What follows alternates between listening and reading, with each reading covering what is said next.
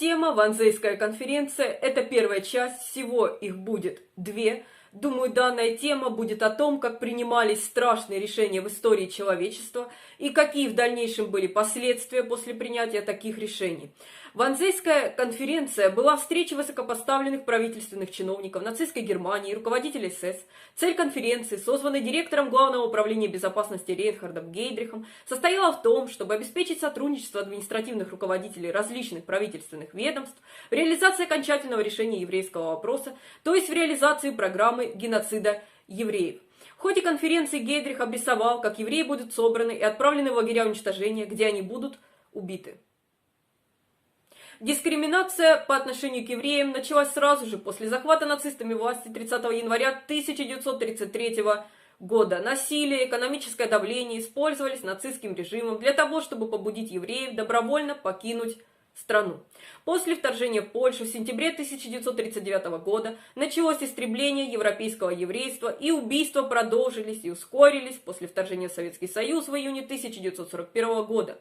31 июля 1941 года Герман Геринг дал Гейдриху письменное разрешение подготовить и представить план полного решения еврейского вопроса на территориях, находящихся под контролем Германии, и координировать участие всех вовлеченных правительственных организаций. На Ванзейской конференции Гейдрих подчеркнул, что как только процесс депортации будет завершен, судьба депортированных станет внутренним делом СС. Второстепенной целью было прийти к определению того, кто был евреем. Одна копия протокола с распространенными протоколами заседания пережила войну. Она была найдена немецким юристом Робертом Кепнером в марте 1947 года среди файлов, изъятых из Министерства иностранных дел Германии. Это было использовано в качестве доказательства на последующих малых Нюрнбергских процессах.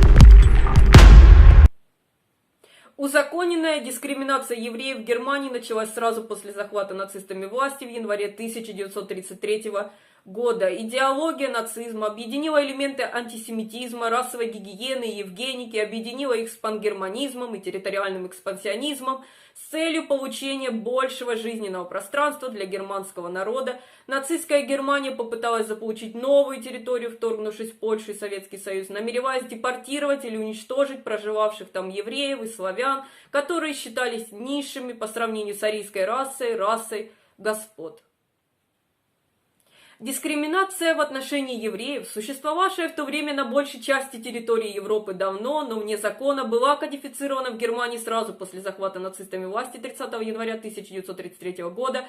Закон о восстановлении профессиональной государственной службы, принятый 7 апреля того же года, исключил большинство евреев из юридической профессии государственной службы. Аналогичное законодательство вскоре лишило других евреев права заниматься своей профессией. Насилие и экономическое давление использовались режимом для того, чтобы заставить евреев покинуть страну. Еврейским предприятиям было отказано в доступе на рынке, запрещено размещать рекламу в газетах, и они были лишены доступа к государственным контрактам. Граждане подвергались преследованиям и насильственным нападениям, а также бойкотам их предприятий. В сентябре 1935 года были приняты Нюрнбергские законы или Нюрнбергские расовые законы, запрещающие браки между евреями и лицами германского происхождения, внебрачные сексуальные отношения между евреями и немцами и наем немецких женщин в возрасте до 45 лет в качестве домашней прислуги в еврейских семьях. Закон о гражданстве гласил, что гражданами считаются только лица немецкой крови или родственной крови. Таким образом, евреи и другие группы меньшинств были лишены своего немецкого гражданства. Дополнительный указ, изданный в ноябре, определял евреям любого, у кого есть 3 еврейских бабушки и дедушки или 2 бабушки и дедушки, если они придерживались еврейской веры. К началу Второй мировой войны в 1939 году около 250 тысяч из 437 тысяч немецких евреев эмигрировали в Соединенные Штаты, Британскую подмандатную Палестину, Великобританию и другие страны. После вторжения в Польшу в сентябре 1939 года Гитлер приказал уничтожить польское руководство и интеллигенцию. Специальный реестр разыскиваемых лиц в Польше, списки людей, которых необходимо было найти, чтобы их можно было интернировать или убить, были составлены СС еще в мае 1939 года. Айнзац-группы силы специального назначения совершили эти убийства при поддержке германской группы самозащиты, военизированной группировки, состоящей из этнических немцев, проживающих в Польше. Члены СС, Вермахт, вооруженные силы Германии, полиция порядка также расстреливали мирных жителей во время польской кампании. К концу 1939 года было убито около 65 тысяч мирных жителей. Помимо лидеров польского общества, они убивали евреев, цыган и психически больных, и не только. 31 июля 1941 года Герман Геринг дал письменное разрешение старшему руководителю группы СС Рейнхарду Гейдриху, начальнику Главного управления безопасности Рейха, подготовить и представить план тотального решения еврейского вопроса на территориях, находящихся под контролем Германии, и координировать участие немецких войск. Принятый в результате генеральный план ОСТ предусматривал депортацию населения оккупированной Восточной Европы и Советского Союза в Сибирь, для использования в качестве рабского труда или для убийства. В протоколах Ванзейской конференции еврейское население Советского Союза оценивалось 5 миллионов человек. В дополнение к уничтожению евреев, нацисты также планировали сократить население завоеванных территорий на 30 миллионов человек путем голода в рамках акции под названием «План голода», разработанной Гербертом Баке. План голода предусматривал следующее. Запасы продовольствия должны были быть перенаправлены немецкой армией и гражданским лицам Германии. Города должны были быть стерты с лица земли, а земля заселена немецкими колонистами. Целью плана голода было преднамеренное массовое голодание славянского гражданского населения, находящегося под немецкой оккупацией, путем направления всех поставок продовольствия немецкому населению Вермахту на Восточном фронте. Как указывает американский историк Тимоти Снайдер, 4,2 миллиона советских граждан были заморены голодом нацистами в 1941-1944 годах в результате плана голода, плана Герберта Бакке. В 1940 году и в 1941 году в Германии были плохие урожаи. Запасов продовольствия не хватало, поскольку в страну было ввезено большое количество принудительных рабочих для работы в военной промышленности. Для того, чтобы эти рабочие, а также немецкий народ были должным образом накормлены, должно было произойти резкое сокращение числа бесполезных ртов. Наиболее очевидным примером которых в свете нацистской идеологии были миллионы евреев, находившихся под властью Германии. На момент проведения Ванзейской конференции убийства евреев в Советском Союзе продолжались уже несколько месяцев. С самого начала операции «Барбаросса» вторжения в Советский Союз Айнзац-группам было поручено следовать за армией в завоеванные районы, проводить облавы и убивать евреев. В письме от 2 июля 1941 года Гейдрих сообщил своим руководителям СС и полиции, что Айнзац-группы должны были казнить чиновников Коминтерна, высокопоставленных членов Коммунистической партии, экстремистских и радикально настроенных членов Коммунистической партии, народных комиссаров и евреев, занимающих партийные и правительственные посты.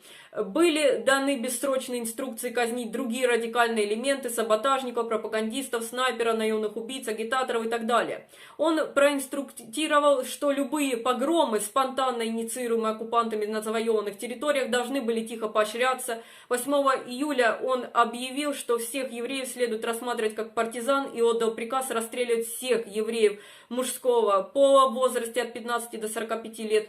К августу сеть была расширена и включала женщин, детей и стариков, все еврейское население. К тому времени, когда шло планирование Ванзейской конференции, сотни тысяч польских, сербских и русских евреев не только уже были убиты.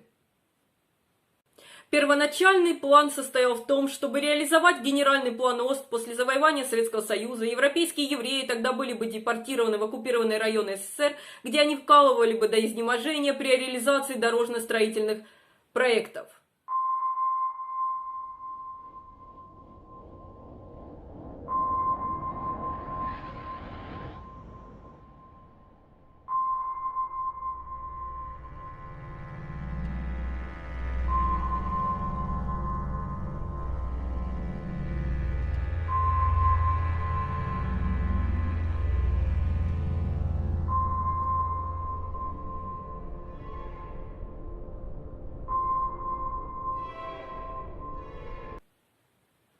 29 ноября 1941 года Гейдрих разослал приглашение на конференцию, которая должна была состояться 9 декабря в офисе Интерпола. 4 декабря он сменил место проведения, плюс он приложил копию письма Геринга 31 июля, которое уполномочивало его планировать так называемое окончательное решение еврейского вопроса. Среди министерств, которые должны были быть представлены, были Министерство внутренних дел, юстиции, пропаганды и Министерство по делам оккупированных восточных территорий. Между датой рассылки приглашений на конференцию 29 ноября и датой отмененной первой встречи 9 декабря ситуация изменилась.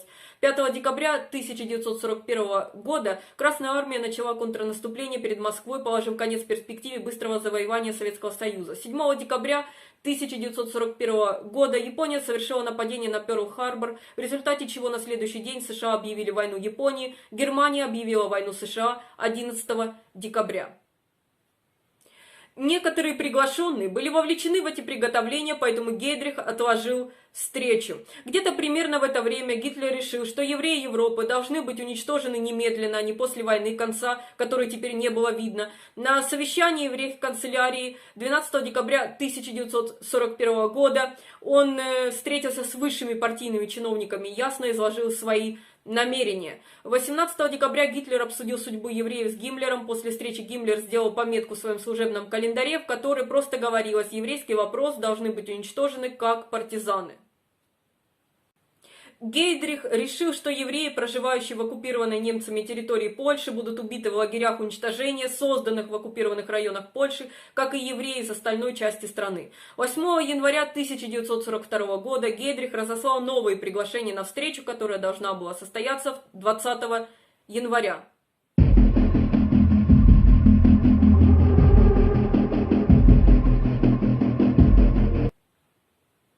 Гейдрих пригласил представителей нескольких правительственных министерств, включая статс-секретарей Министерства иностранных дел, юстиции, внутренних дел и государственных министерств, а также представителей СС. К моменту проведения встречи процесс распространения информации о судьбе евреев уже шел полным ходом.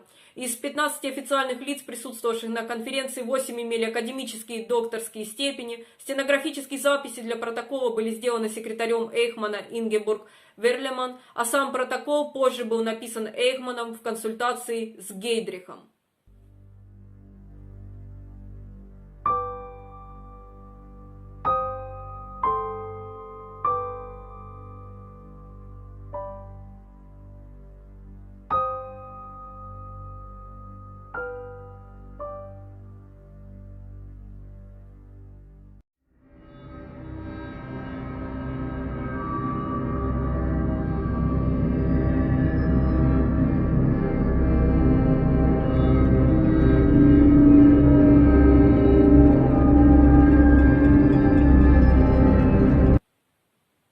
Привет!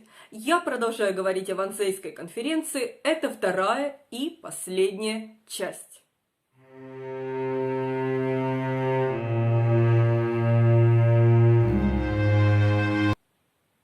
Готовясь к конференции, Эйхман составил список общего числа евреев в различных европейских странах. Страны были распределены по двум группам А и Б. Странами А были те, которые находились под прямым немецким контролем или оккупацией, или частично оккупированы, впрочем, и не только. Странами Б были союзные или зависимые государства, нейтральные или находящиеся в состоянии войны с Германией. Цифры отражали предполагаемую численность еврейского населения в каждой стране. Например, Эстония была указана как свободная от евреев, поскольку 4500 евреев, оставшиеся в Эстонии после немецкой оккупации, были убиты к концу 1941 года. Оккупированной Польши в списке не было, потому что к 1939 году страна была разделена на 3 части. Гейдрих открыл конференцию рассказом об антиеврейских мерах, принятых в Германии в 1933 году. Он сказал, что в период с 1933 по октябрь 1941 года эмигрировало 537 тысяч немецких, австрийских и чешских евреев. Эта информация была взята из информационного документа, подготовленного Эйхманом. Гейдрих сообщал, что во всей Европе насчитывалось около 11 миллионов евреев, из которых половина находилась в странах, не находящихся под контролем Германии. Он объяснил, что поскольку дальнейшая еврейская эмиграция была запрещена Гиммлером, ее место займет новое решение – эвакуация евреев на восток. Эвакуация. Это было бы временным решением, шагом на пути к окончательному решению еврейского вопроса. Под надлежащим руководством в ходе окончательного решения евреи должны были быть распределены для соответствующей работы на Востоке. Трудоспособные евреи, разделенные по признаку пола, должны были быть доставлены большими рабочими колоннами в районы для работ на дорогах, в ходе которых, несомненно, значительная часть погибнет по естественным причинам. Возможный окончательный остаток, поскольку он, несомненно, будет состоять из наиболее устойчивой части, должен быть обработан соответствующим образом, поскольку он является продуктом естественного отбора, и если его выпустить, послужит семенем нового еврейского возрождения. Немецкий историк Петер Лангерих отмечает, что расплывчатые приказы, сформулированные терминологией, имевшие конкретное значение для представителей режима, были обычным явлением, особенно когда людям приказывали заниматься преступной деятельностью. Лидерам были даны разъяснения о необходимости быть суровыми и твердыми. Все евреи должны были рассматриваться как потенциальные враги, с которыми нужно было безжалостно расправляться. Формулировка Ванзейского протокола ясно дала понять участникам, что эвакуация на восток была эвфемизмом для обозначения смерти. Эвакуированные евреи сначала будут отправлены в транзитные гетто, откуда их перевезут на восток. Гейдрих говорил, что, чтобы избежать юридических и политических трудностей, важно было определить, кто является евреем для целей эвакуации. Он обозначил категории людей, которые не будут убиты: евреи старше 65 лет, еврейские ветераны Первой мировой войны, которые были тяжело ранены или награждены Железным крестом, могли быть отправлены в концентрационный лагерь Терезиенштадт вместо того, чтобы быть убитыми. С помощью этого целесообразного решения, сказал он, одним махом будет предотвращено множество вмешательств. Положение людей, которые были наполовину или на четверть евреями, и евреев, состоящих в браке с неевреями, было более сложным. Согласно Нюрнбергским законам 1935 года, их статус был намеренно оставлен двусмысленным. Гейдрих объявил, что мишлинги первой степени будут рассматриваться как евреи, только это не было бы применимо, если бы они были женаты на нееврейке и имели детей от такого брака. Это также не применялось бы, если бы им было предоставлено письменное освобождение высшими должностными лицами партии и государства. Лица будут стерилизованы или депортированы, если они откажутся от стерилизации. Мишлинги второй степени будут рассматриваться как немцы, если только они не были в браке с евреями. Также сюда входят мишлинги первой степени или не имели политическое прошлое, которое показывает, что они чувствуют и ведут себя как евреи. Лица, относящиеся к этим последним категориям, были бы убиты, даже если бы состояли в браке с неевреями. В случае смешанных браков Гейдрих рекомендовал оценивать каждый случай индивидуально и оценивать влияние на любых немецких родственников. Если бы в таком браке родились дети, которых воспитывали как немцев, партнер еврей не был бы убит. Если бы они воспитывались как евреи, их могли бы убить или отправить в гетто. Эти исключения распространялись только на немецких и австрийских евреев и не всегда соблюдались даже в отношении их. В большинстве оккупированных стран евреи подвергались облавам и массовым убийствам, и любой, кто жил в еврейской общине или отождествлял себя с ней в любом данном месте, считался евреем. Гейдрих прокомментировал: в оккупированной и неоккупированной Франции регистрация евреев для эвакуации, по всей вероятности, пройдет без больших трудностей, но в конце концов подавляющее большинство евреев французского происхождения выжило. Ожидались большие трудности с Румынией и Венгрией. Как говорил Гейдрих, в Румынии правительство назначило комиссара по еврейским делам. Депортация румынских евреев была медленной и неэффективной, несмотря на высокий уровень народного антисемитизма. Чтобы урегулировать вопрос в Венгрии, указывал Гейдрих, необходимо ввести советника по еврейским вопросам в венгерское правительство. Венгерский режим Хорти продолжал сопротивляться вмешательству Германии в свою еврейскую политику вплоть до весны 1944 года, когда вермахт вторгся в Венгрию. Эйхман отправил 600 тысяч евреев в Венгрии не только на уничтожение, в лагеря уничтожения, в первую очередь в Освенцим. Гейдрих говорил почти час, затем последовало около 30 минут вопросов и комментариев, за которыми последовала менее формальная беседа. Ближе к концу встречи был подан коньяк, и после этого беседа стала менее сдержанной. Джентльмены стояли вместе или сидели вместе, сказал Эйхман, и обсуждали предмет довольно прямо, совершенно не тем языком, который пришлось использовать позже в записи.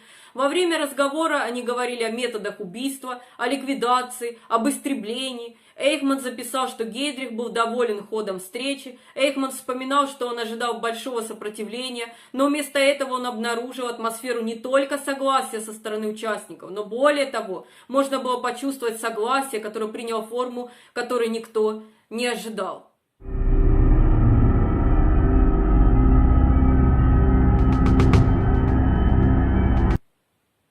В конце совещания Гейдрих дал Эйхману четкие инструкции относительно того, что должно было быть занесено в протокол. Они не должны были быть дословными. Эйхман позаботился о том, чтобы в них не было ничего слишком откровенного. Он сказал на суде, как бы это сказать, некоторые откровенные разговоры и жаргонные выражения мне пришлось перевести на служебный язык. Эйхман свел свои записи в документ, в котором излагалась цель встречи и намерение режима. На суде он заявил, что она была лично отредактирована Гейдрихом и таким образом отражала послание, которое он намеревался донести до участников собрания. Копии протокола были разосланы Эйхманом всем участникам после совещания. Большинство этих копий были уничтожены в конце войны, поскольку участники и другие официальные лица стремились замести следы. Только в 1947 году одна копия была найдена.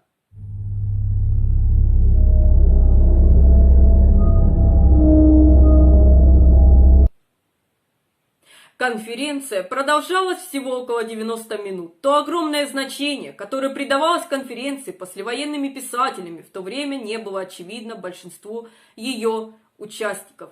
Гейдрих созвал совещание не для принятия принципиально новых решений по еврейскому вопросу. Массовые убийства евреев на завоеванных территориях в Советском Союзе и Польше продолжались. На момент проведения конференции в Белжице строился новый лагерь уничтожения, а другие лагеря уничтожения находились на стадии планирования. Решение об уничтожении евреев уже было принято, и Гейдрих провел совещание, чтобы обеспечить сотрудничество различных ведомств в проведении депортации. Решение о судьбе евреев было принято до конференции. Присутствие на встрече гарантировало, что все присутствующие были сообщниками и соучастниками убийств, которые должны были быть совершены.